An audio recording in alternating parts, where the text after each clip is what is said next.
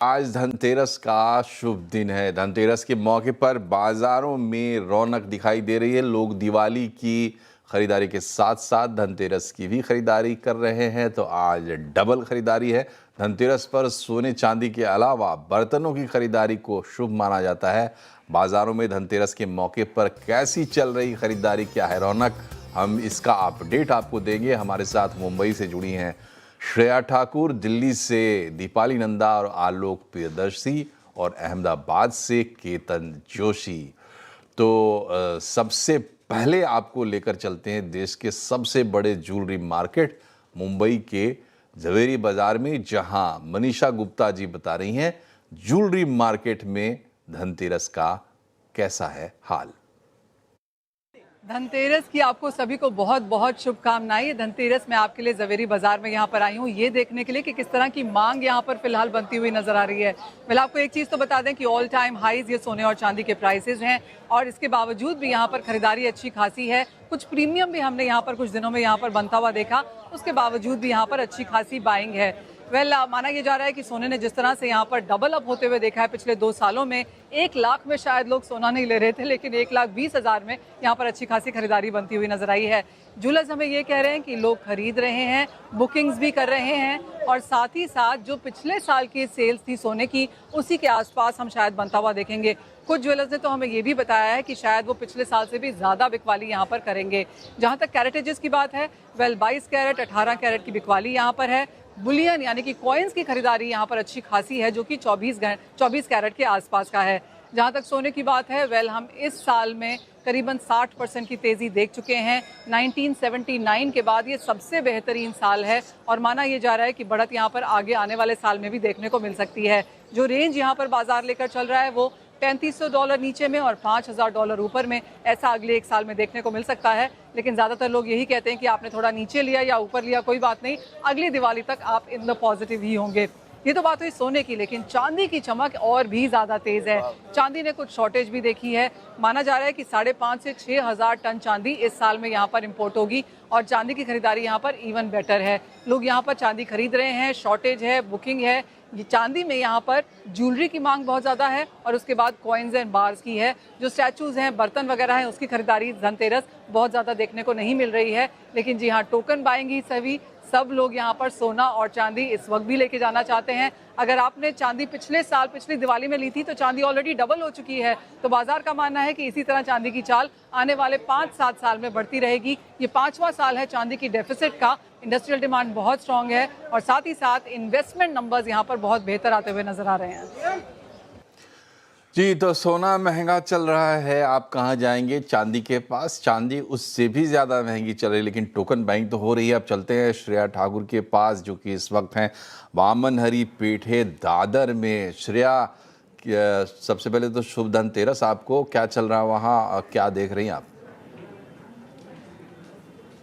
आपको भी शुभ धनतेरस मनोज जी। और धनतेरस का दिन है आज, दिवाली के त्यौहार का पहला दिन, और धूमधाम नज़र आ रही है। और मैं वामन हरी पेठे, जो कि दादर का मशहूर शॉप है, वहाँ खड़ी हूँ। और सबसे पहले चलते हैं इनके ओनर आशीष पेठे जी के पास, और उनसे समझते हैं कि क्या ट्रेंड है इस बार।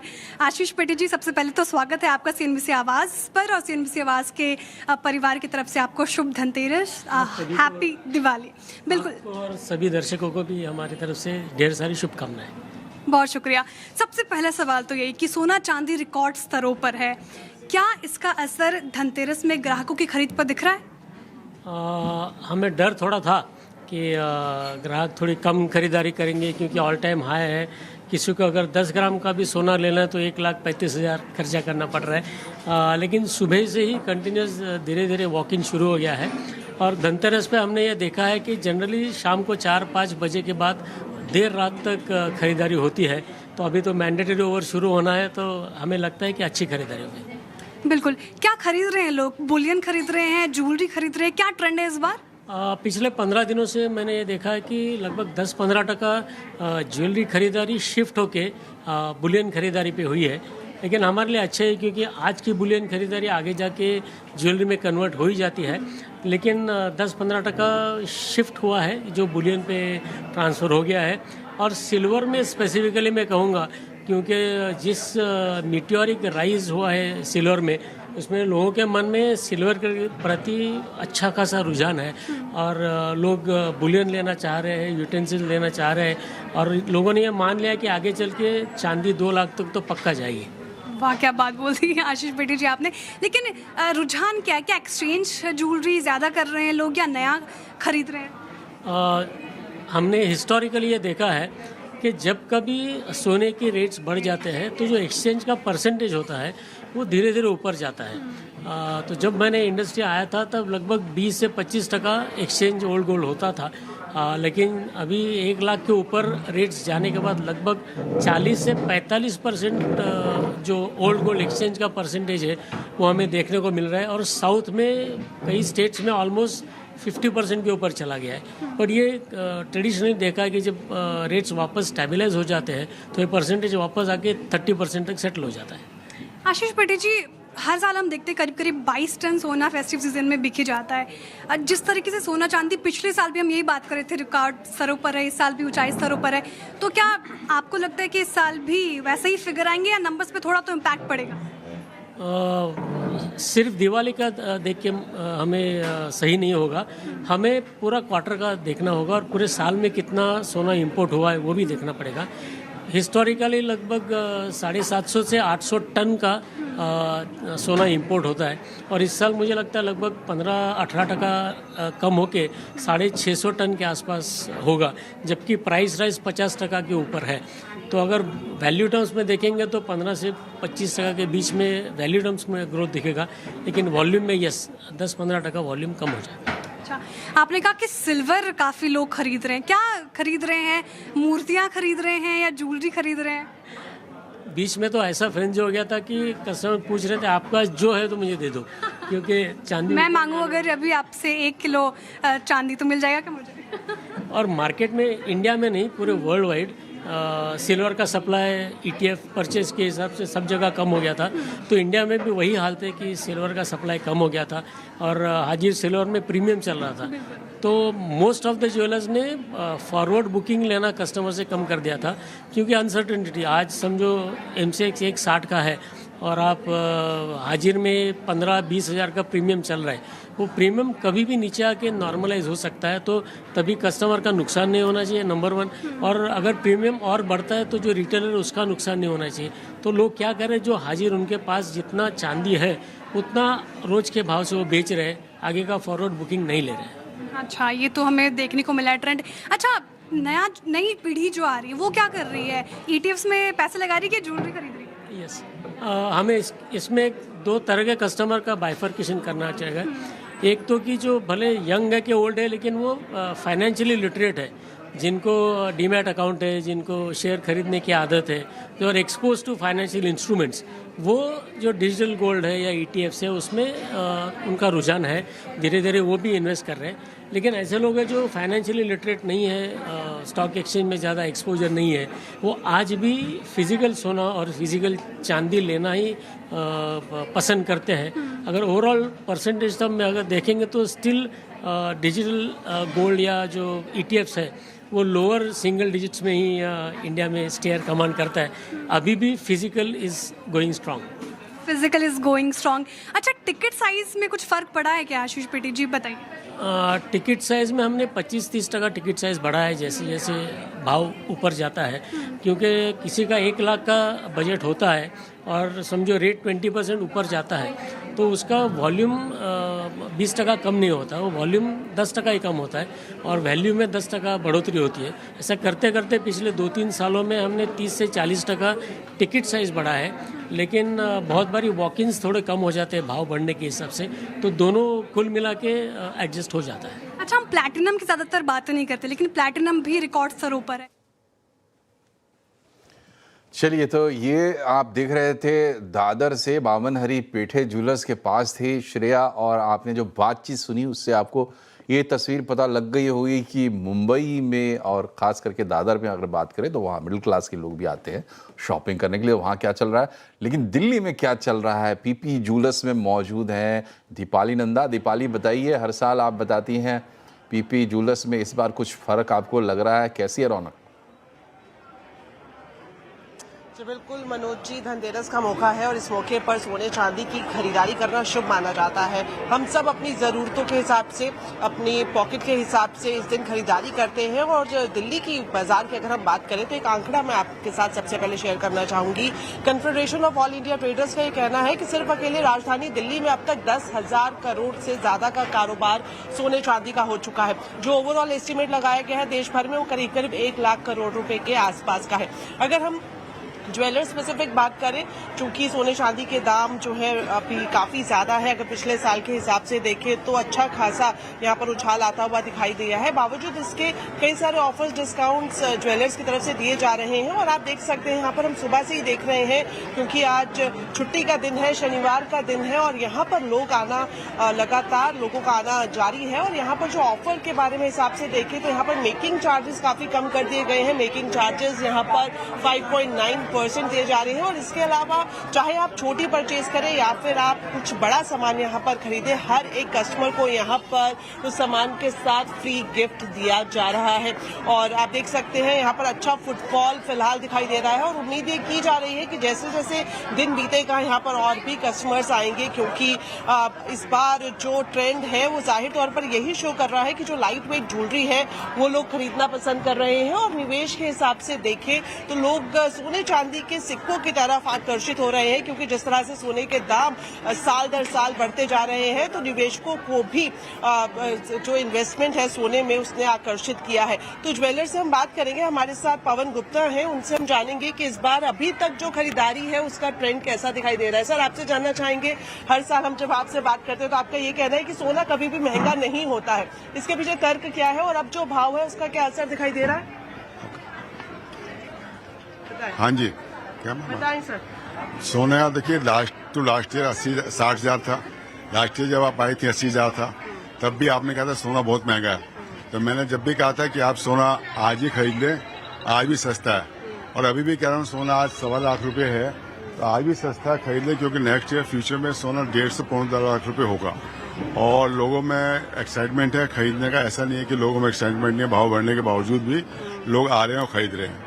बिल्कुल। और सर, ऑफर डिस्काउंट इस बार पहले के मुकाबले ज्यादा है या फिर उस पर आपने कुछ कटौती की है? देखिए, डिस्काउंट कुछ नहीं होता। गोल्ड का रेट इंटरनेशनल है, हम डिस्काउंट में विश्वास नहीं करते, क्वालिटी पे और डिजाइनिंग पे ज्यादा विश्वास करते हैं।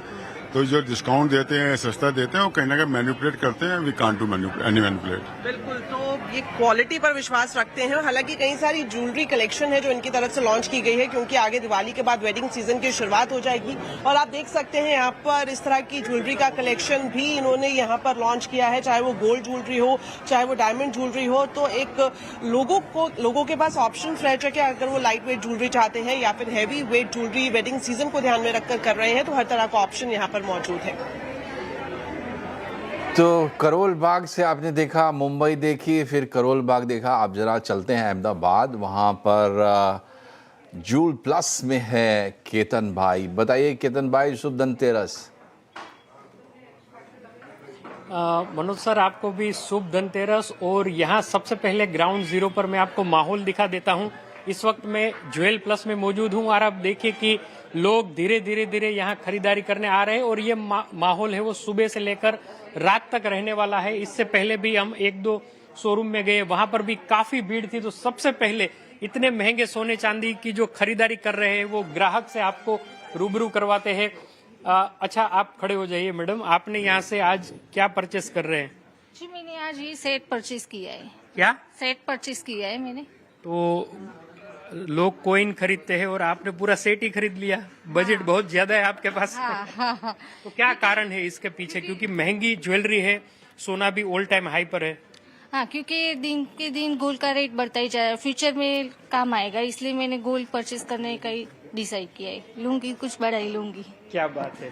तो आइए हम ज्वेल प्लस के जो डायरेक्टर है उनसे भी बात करते हैं। बताइए लोग क्या खरीदारी कर रहे हैं? पिछले साल के मुकाबले दाम में बहुत ही इजाफा हो गया है। बिल्कुल, जैसा आपने एकदम कहा केतन जी, पिछले साल के हिसाब से गोल्ड के प्राइस काफी बढ़ चुके हैं इस साल, और यही साल देखते देखते कस्टमर्स का भी एक माइंडसेट चेंज हुआ है। आज 1,34,000 का गोल्ड प्राइस हो गया, वही देखते आज कस्टमर्स भी स्मॉल टिकट आइटम ज्यादा खरीदते, जैसे गोल्ड बिस्किट, गोल्ड कॉइन की अन्य वस्तु ऐसी। इसके साथ साथ हाल ही में सरकार ने हॉलमार्किंग स्टार्ट किया 9 कैरेट की ज्वेलरी में, और वही अपनाते हुए हमने एक नया कलेक्शन स्टार्ट किया 9 कैरेट गोल्ड का, जिसे कस्टमर्स ने बहुत अच्छे से अपनाया और बहुत अच्छा रिस्पॉन्स मिला है हमें। साथ ही साथ बहुत सारे कस्टमर्स लैब ग्रोन डायमंड और लैब ग्रोन पोल्की पे शिफ्ट हो गए, क्योंकि उन्हें सस्टेनेबिलिटी और वैल्यू का एक बेस्ट कॉम्बो मिलता है उससे। तो लैब ग्रोन में सोना चांदी का कुछ आता है ज्वेलरी के अंदर, कि सिर्फ डायमंड ही होता है? बिल्कुल, लैब ग्रोन अब की जो डायमंड ज्वेलरी है वो पूरे सोने के साथ ही बनती है, 18, 14, और हमने जैसे आपको बताया एक नया 9 कैरेट का कलेक्शन किया है, जिससे हमें बहुत ही अच्छा रिस्पॉन्स है इस धनतेरस पे। तो देखिए, जब रात हो जाएगी तब अहमदाबाद के आंकड़े भी काफी दिलचस्प होंगे। हमने ऐसा ही सोचा था कि कोई आएगा क्या खरीदेगा, लेकिन जो खरीदारी हो रही है वो काफी जमकर हो रही है। लोग अपना बजट और माइंड है वो सेट करके आए हैं कि नहीं, आज तो लेना ही लेना है। जैसा कि एक कस्टमर ने बताया कि हम इन्वेस्टमेंट पॉइंट ऑफ व्यू से खरीद रहे हैं, आगे जाकर इसका दाम और बढ़ने वाला है। तो हम कह सकते हैं कि लोग खासकर धनतेरस से सोना खरीदेंगे। शादी ब्याह का भी मौसम हो सकता है। तो ये सिर्फ अहमदाबाद नहीं, पूरे गुजरात का माहौल है। जी, तो अहमदाबाद की बात करें, चाहे दिल्ली की, चाहे मुंबई की, सब जगह एक ही आवाज़ सुनाई पड़ रही है। जूलर्स कह रहे हैं कि 2 लाख तक जाएगा भाव, और सोना हमेशा अच्छा इन्वेस्टमेंट होता है। हर साल भाव बढ़ते हैं, अगले साल बढ़ेंगे, इस उम्मीद में लोग इस साल खरीदारी कर रहे हैं। ये बात तीनों जगह से निकल के आ रही है, और ग्राहक इस बात को रेजोनेट करते हुए दिखाई दे रहे हैं। तो बहुत बहुत शुक्रिया आपका श्रेया, केतन और दीपाली। शुभ धनतेरस एक बार फिर से आपको। यहाँ एक छोटे से ब्रेक के लिए हम रुक रहे हैं। ब्रेक के बाद लौटेंगे तो कुछ और खबरें आपको बताएंगे जो मार्केट के लिहाज से काफ़ी इम्पॉर्टेंट होंगी। ब्रेक के बाद एक बार फिर से आपका स्वागत है। देश के सबसे बड़े प्राइवेट बैंक्स के नतीजे आए हैं दूसरी तिमाही के। सबसे पहले बात करते हैं HDFC बैंक की। तो HDFC बैंक के दूसरी तिमाही के जो नतीजे आए हैं वो अनुमान से तो बेहतर हैं। NII में 4.7% की बढ़ोतरी देखने को मिली है। साथ ही मुनाफा 10.8% की उछाल के साथ 18,641 करोड़ पर पहुंच गया है। तिमाही आधार पर ग्रॉस NPA भी 1.4% से घटकर 1.24% पर आ गया है। नेट NPA 0.47% से घटकर 0.42% पर पहुंच गया है। और सालाना आधार पर प्रोविजनिंग जरूर बढ़ी है, जबकि तिमाही आधार पर प्रोविजनिंग में भारी गिरावट आई है। इन नतीजों पर बात करने के लिए हमारे साथ हैं जियोजीत इन्वेस्टमेंट्स के गौरांग शाह। गौरांग जी, बहुत बहुत स्वागत है आपका CNBC आवाज़ पर। शुभ धनतेरस। HDFC के नतीजों में क्या खास देखा आपने, और इन नतीजों के बाद शेयरों को लेकर क्या अनुमान है आपका? बहुत बहुत धन्यवाद CNBC आवाज के दर्शकों को, आपको, आपकी पूरी टीम को धनतेरस की शुभकामनाएं हमारे तरफ से, और शुभ संध्या सभी को हमारे तरफ से प्रणाम। नतीजे जो अनुमान था मेरे ख्याल से उससे थोड़े बहुत बेहतर आए। जहां तक बात करें हम नेट इंटरेस्ट इनकम की, मुनाफा भी अगर आप देखने जाए तो वहां पर भी जो अनुमान था उससे थोड़ा बहुत ऊपर की तरफ का आंकड़ा आया है। ग्रॉस नेट NPA में भी मेरे ख्याल से आने वाले समय में जिस प्रकार से रणनीति बैंक की है, यहाँ से और भी सुधार होने की उम्मीद है। और मैं मानता हूँ कि जिस प्रकार से भारत देश आगे बढ़ रहा है और हमारी जो आकांक्षा है वो बढ़ रही है, ऋण की मांग और यहाँ से ऊपर जाने की संभावना लग रही। ब्याज दरों में हमने पहले से ही अच्छी खासी कटौती आते हुए देखी, और पिछले जो महंगाई दर के आंकड़े आए थे उसके आधार पर शायद आने वाली क्रेडिट पॉलिसी में एक छोटा परिवर्तन नीचे की तरफ, यानी कि ब्याज दरों में कटौती की हम उम्मीद रख सकते हैं, जिसके आधार पर ये जो लोन बुक की ग्रोथ में बात कर रहा हूं मैं, वो और भी आपको तीव्रता से ऊपर जाती हुई नजर आएगी। नतीजे अच्छे हैं और मेरे ख्याल से आने वाले समय में यहाँ से और बेहतर होने की उम्मीद है। बहुत बहुत शुक्रिया आपका शाह साहब हमसे जुड़ने के लिए और अपने विचार रखने के लिए। बढ़ते आगे, और दूसरा नंबर ICICI बैंक ने भी दूसरी तिमाही के नतीजे जारी कर दिए हैं। ICICI बैंक का मुनाफा 5.3% से बढ़ा है। NII में 7.3% की बढ़ोतरी देखने को मिली है। तिमाही आधार पर प्रोविजनिंग गिरकर लगभग आधा हो गई है। ग्रॉस NPA और नेट NPA में भी गिरावट देखने को मिली है। और इन नतीजों पर इन पर हम बात करेंगे, लेकिन आईसीआईसीआई के नतीजे भी ठीक ठाक आए हैं, बेहतर आए हैं। हालांकि अलग अलग जो आंकड़े हैं उनको देखने का नज़रिया अलग अलग होता है। बैंक्स के बारे में कई सारे इसके एंगल्स होते हैं, इंटरेस्ट इनकम वगैरह, तो इन पर बात कर लेते हैं। हमारे साथ एक्सिस सिक्योरिटीज़ के ज्ञानदा वैद हैं। ज्ञानदा जी, बहुत बहुत स्वागत है आपका सीएनबीसी आवाज़ पर। शुभ धनतेरस। ये बताइए, आईसीआईसीआई बैंक के नतीजे आपको कैसे लगे? जी, शुभ धनतेरस आपको भी। आईसीआईसीआई के नतीजे अगर निम के फ्रंट पे देखें तो काफ़ी कंटेन्ड है निम कंप्रेशन, तो वो एक स्टैंड आउट फीचर है। लेकिन ग्रोथ थोड़ा डिसलरेट हुआ है, 10% वाई पे क्रेडिट ग्रोथ आया है। सिमिलरली अगर डिपॉजिट ग्रोथ देखें तो वो भी डिसलरेट होके फ्लैट है on a quarter on quarter basis, और 8% पे आया है ऑन अ वाई बेसिस। तो वो एक चीज़ है जो हम मॉनिटर करना चाहेंगे, यहाँ से एग्जिट कैसे करता है on a full year basis.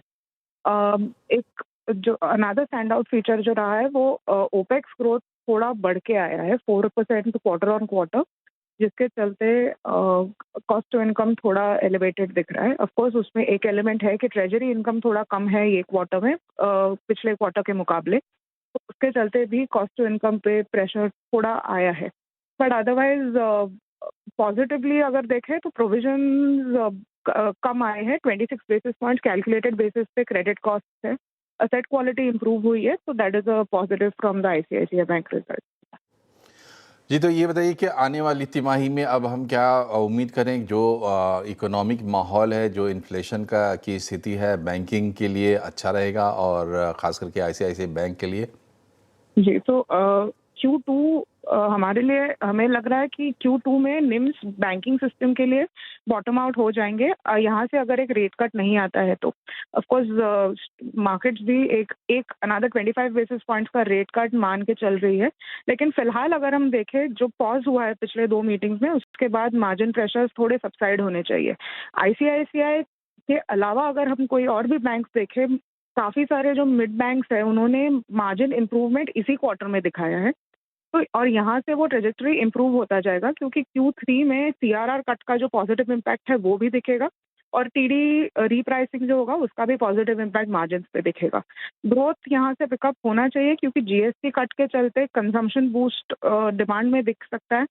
Also income tax rate cut जो हुआ है उसके चलते डिमांड रिकवरी आ सकता है। जी, बहुत बहुत शुक्रिया आपका ज्ञानदा जी, हमसे जुड़ने के लिए, अपने विचार रखने के लिए। तो इसी के साथ हमारी इस प्रस्तुति में फ़िलहाल इतना ही, लेकिन धनतेरस की कवरेज हम लगातार कर रहे हैं। 5 बजे आप ज़वेरी बाज़ार मुंबई से लाइव देख सकते हैं क्या चल रहा है धनतेरस पर। फिर हम उसके बाद देश के दूसरे हिस्सों में भी जाएंगे। तो देखते रहिए सीएनबीसी आवाज़। फ़िलहाल दीजिए इजाज़त। नमस्कार, शुभ धनतेरस।